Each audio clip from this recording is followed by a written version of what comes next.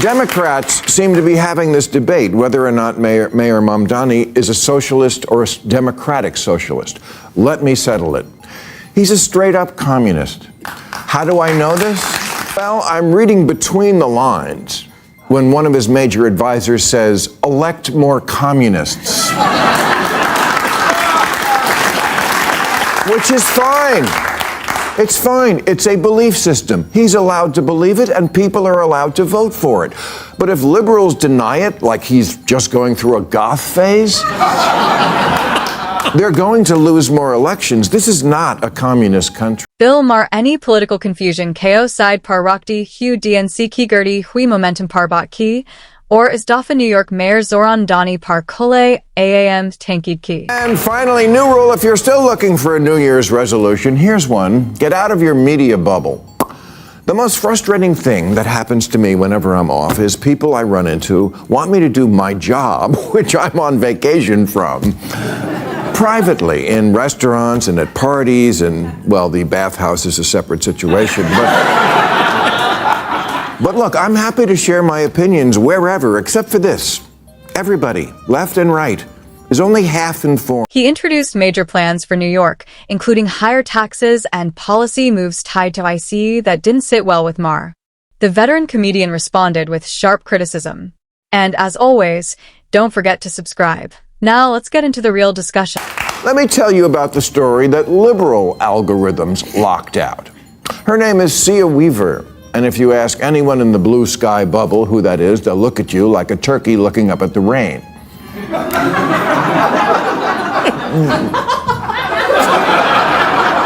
But she's kind of important in New York, being Major Mamdani's chief of the Office to Protect Tenants, and since Mamdani's big issue is the rent's too damn high, yes, he stole this guy's act. It's a very key appointment in the most important city in the country, which is also our financial center.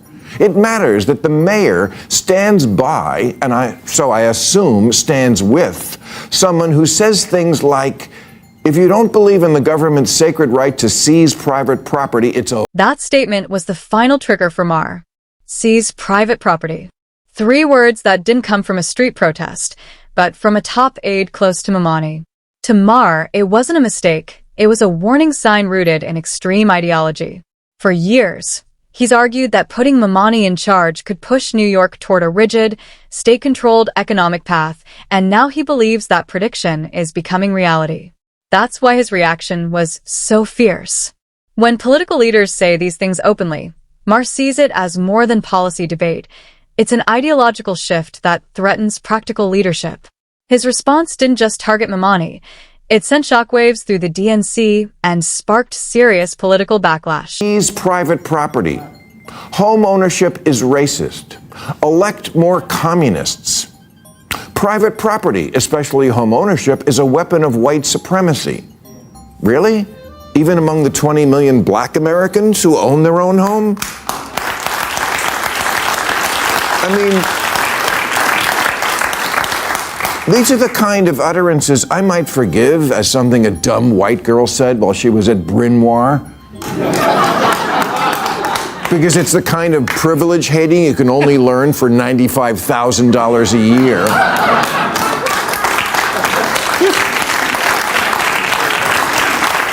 But these are statements made as an adult. Yes, for co-eds from elite private colleges, you're only a lesbian until graduation, but the communism lasts a life. It's easy to understand why Maher was frustrated. He expected at least basic research before someone claimed that homeownership itself represents white supremacy. To him, the statement wasn't just extreme, it was careless. This wasn't a lack of access to information. She attended an elite university known for critical thinking, evidence-based analysis, and proper research standards. Maher's argument was simple. If you receive that level of education, you should use it responsibly. Instead, he saw academic language reduced to activist slogans, stripped of context and facts.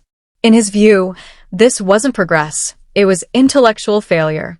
When ideology replaces reasoning, education loses its purpose, and public debate only suffers. I'm in support of abolishing ICE, and I'll tell you why. Because what we've what we see is an entity that has no interest in fulfilling its stated reason to exist. We're seeing a government agency that is supposed to be enforcing some kind of immigration law, but instead what it's doing is terrorizing people no matter their immigration status, no matter the facts of the law, no matter the facts of the case. And I'm tired of waking up every day and seeing a new image of someone being dragged out of a car, dragged out of their home, dragged out of their life. What we need to see is humanity. Markun Nazdik, Mamdani or left-leaning media any is issue ko hadesi zayada extreme bana dia hai. Aska kana hai ku ic ko honestly analyze karn kubajay political symbol bana dia gaya. Jahan headlines exaggeration kardi hain or bad key corrections nazar andaz ho jadi hain. Is distortion ki waja se serious policy debate emotion-driven drama ban kar re jadi hai. Democrats seem to be having this debate whether or not Maher Mamdani is a socialist or a democratic socialist. Let me settle it.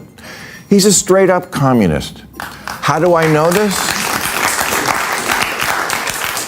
Well, I'm reading between the lines when one of his major advisors says, elect more communists.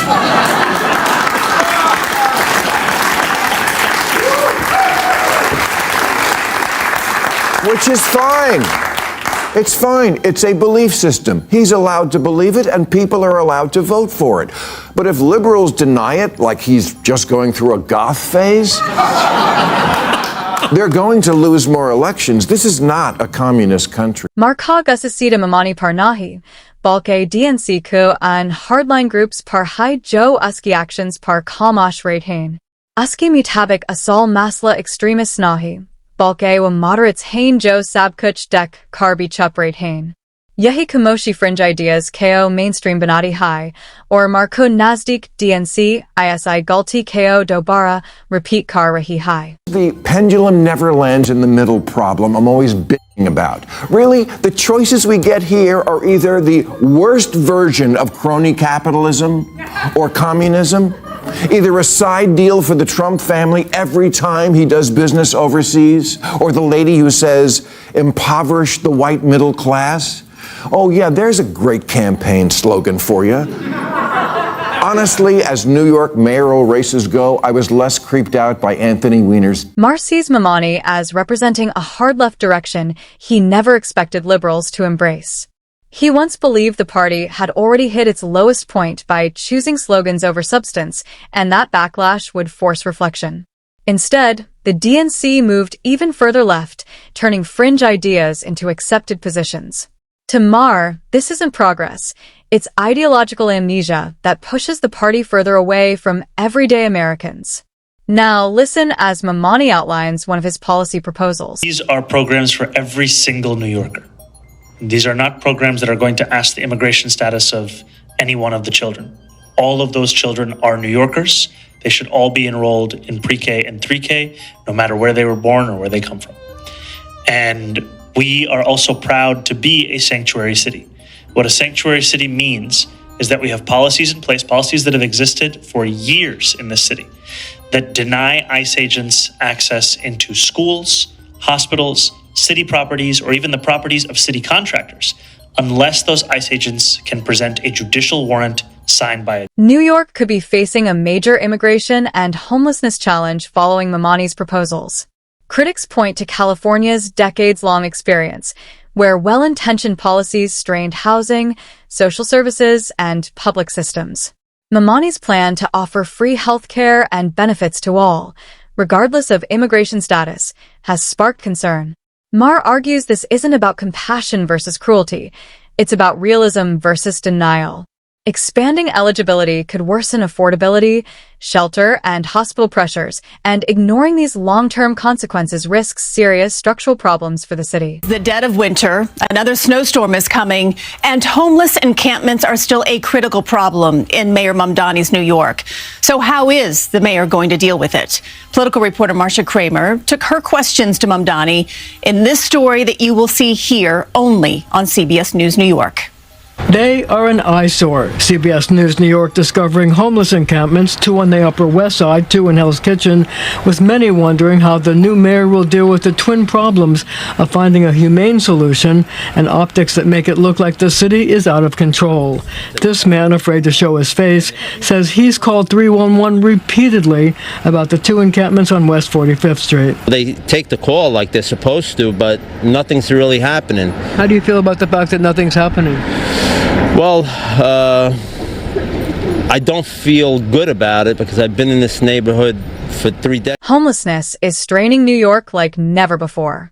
Once a symbol of opportunity, the city now faces growing encampments, overcrowded shelters, and stretched resources. Critics point to California's decades-long struggles with housing and social services as a warning. Maher's message is clear: ignoring reality won't make the crisis disappear. It only lets it get worse. Mayor, I wondered if you could indulge me for a second. So I took the problem to the mayor himself, showing him video of people camped on the street in such frigid weather. What is your office going to do about it, and is it acceptable, given the fact that it's 21 degrees, for these people to be there on the street, on the Upper West Side, and getting no help? It is not acceptable for a New Yorker to have to find shelter outside, whether on the Upper West Side or anywhere in this city. New Yorkers should be able to find a place to call their home. And what I have said consistently, first as a candidate, now as the mayor, is that outcomes are how we judge ourselves. Looking for a New Year's resolution? Here's one. Get out of your media bubble. The most frustrating thing that happens to me whenever I'm off is people I run into want me to do my job, which I'm on vacation from, privately, in restaurants and at parties, and, well, the bathhouse is a separate situation. But look, I'm happy to share my opinions wherever, except for this. Everybody, left and right, is only half informed.